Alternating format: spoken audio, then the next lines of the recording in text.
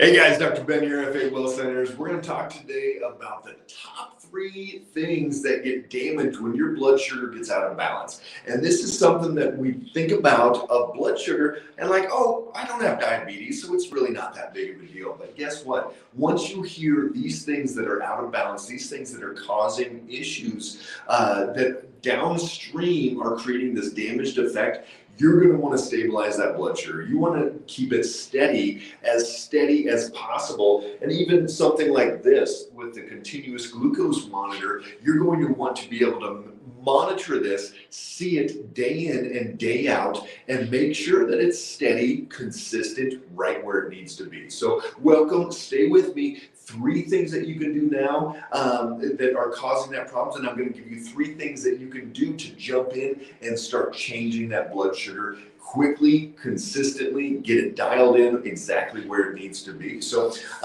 just posted a link down below to my book, Blood Sugar Doesn't Lie. This is going to be a great resource for anybody looking at learning about what blood sugar does and how it can cause damages and why you need to keep it as stabilized as possible. So thanks for jumping on, guys. Pop down below where you're watching from. We'd love to see you all over the country, all over the world.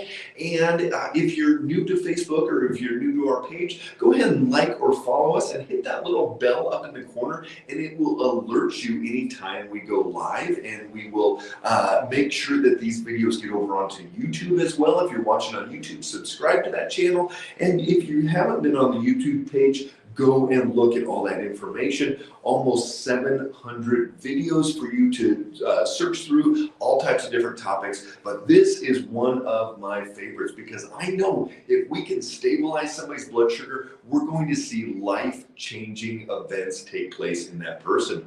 Hey, Jennifer, good to see you as well. All right, so pop down below where you guys are watching from, and we love to see people. Tennessee, amazing place. We have 2 offices in Tennessee. It is a great state. If you're anywhere around that Tennessee location, pop down to one of those, and you can get a brain map, you can get blood work done, all of those things. So all right, guys, let's get into it. Top 3 things that are being damaged because of these blood sugar imbalances. Number 1 thing that blood sugar swings, especially high blood sugar, does is it causes inflammation. Inflammation is going to be this kind of term like, I don't know, what is inflammation? Is it my elbows are tight or my knees sore when I go up and down the stairs? What is inflammation? Well, inflammation can be all of those things, and it can also be inflammation in the brain. It can be inflammation in our cells, so our cells can become inflamed,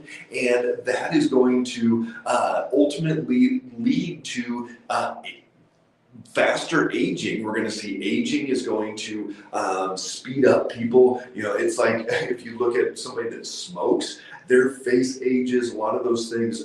Aging is going to speed up a whole lot faster if we've got more of this inflammation. The research shows that blood sugar imbalances are going to cause this insulin resistance to get worse. Insulin resistance is going to cause more inflammation. More inflammation is going to cause more insulin resistance, and you get in this downward cycle. So inflammation is everywhere, and a lot of people, it can be inflammation in your cardiovascular system, in your heart, it can be in your brain, all of these different places that we know we've got to stabilize that blood sugar, especially the highs. If your blood sugar is going up too high, you've got to get it dialed in.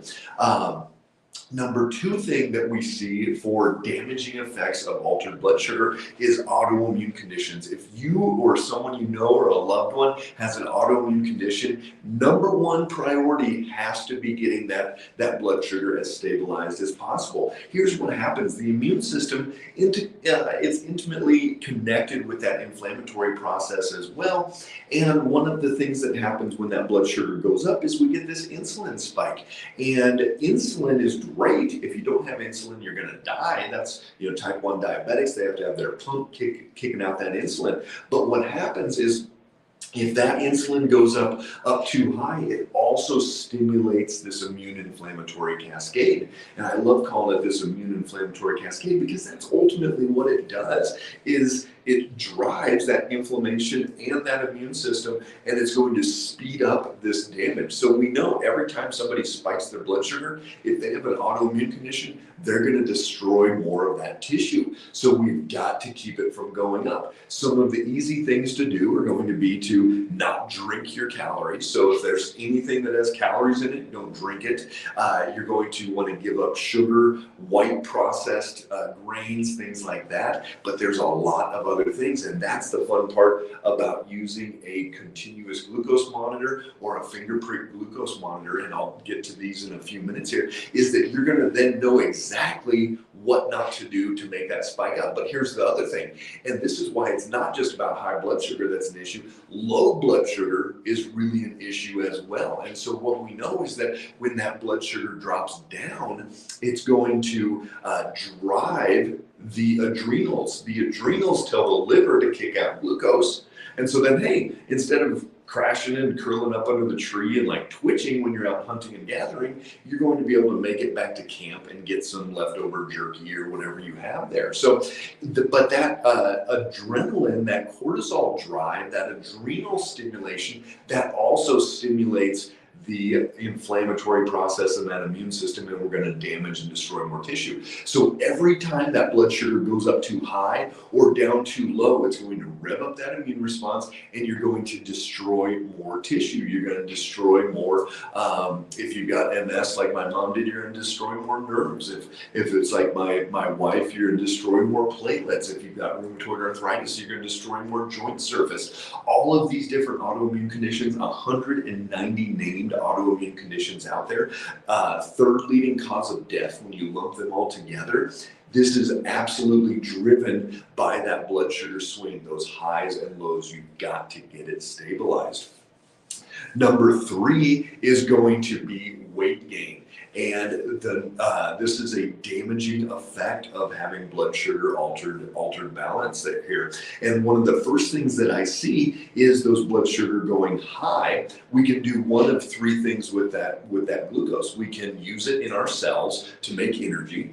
We can put it in our liver and store it for short term. Just like I was saying, when that blood sugar goes down, the adrenals tell the liver to kick out glucose. So we store glucose in that liver for, oh my gosh, I need enough to get back to camp.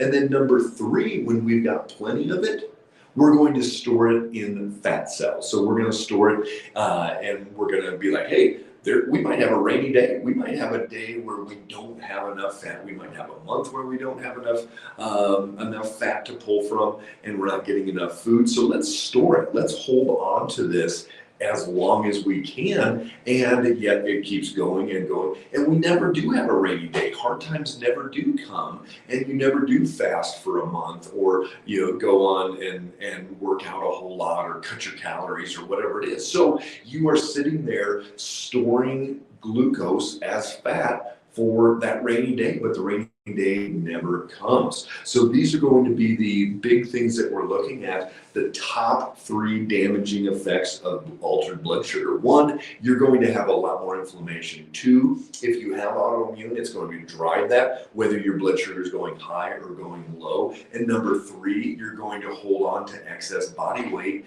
as well. That inflammation, you're going to hold on to fluid. You're going to be more puffy. If you take your socks off and have a ring, you have more inflammation in there. So let's go over 3 things that you can do right now to stabilize your blood sugar. The first one I already touched on. You're not going to drink any calories. So none of your sodas or juices or any of the power drinks or anything like that, Gatorades, any of that stuff. You're not going to drink any calories. As a awesome patient out in the wonderful state of New York, he had a Snapple addiction, and he was drinking a whole lot of Snapple. He actually shipped it out to Montana for a hunting trip because they don't have Snapple in Montana. So he's off of Snapple, cut his addiction. He's down 20 pounds, feeling great, and that was a big part of it. Get those things out of there.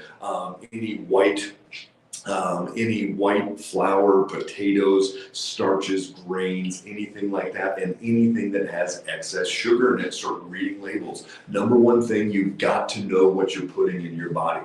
But then on top of that, you've got to know how your body really reacts. And so that's this thing right here is a continuous glucose monitor. That continuous glucose monitor, every one of our new patients that we start care with, they get a continuous glucose monitor, drop shipped out from a pharmacy. It's prescription only. We've got a great deal set up with everybody to be able to get that continuous glucose monitor. So I can look at my phone and I can see at any moment what my blood sugar is. And just like last night for Easter, I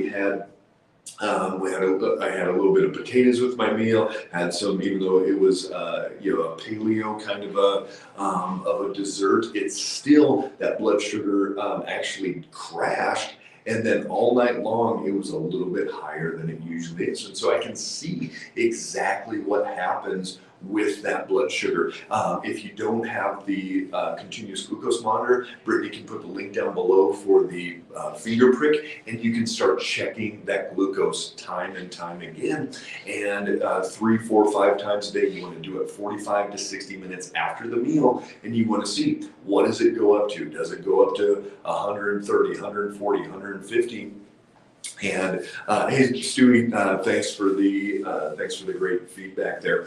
And I'm going to get to everybody's questions here in a second. So 85 to 110 is where you need that blood sugar to be, and that's going to make massive changes. The next part is you've got to exercise, not just going for a walk, not just going and a simple bike ride where you're not pushing it, but you've got to get muscle contraction. You've got to have a muscle contraction, whether that's, so this morning, my wife and I, we ran on the treadmill and then did kettlebell swings and then did some pull-ups. And we did that 3 times through. It was about 20 minutes, got the heart rate going, got muscles contracting, and we are pulling glucose out of the bloodstream. The great part is muscles can pull blood sugar down without insulin. So even if you are insulin resistant, if you start doing some type of muscle contraction training, and again, if you're in poor health, make sure you're having some medical support there to help you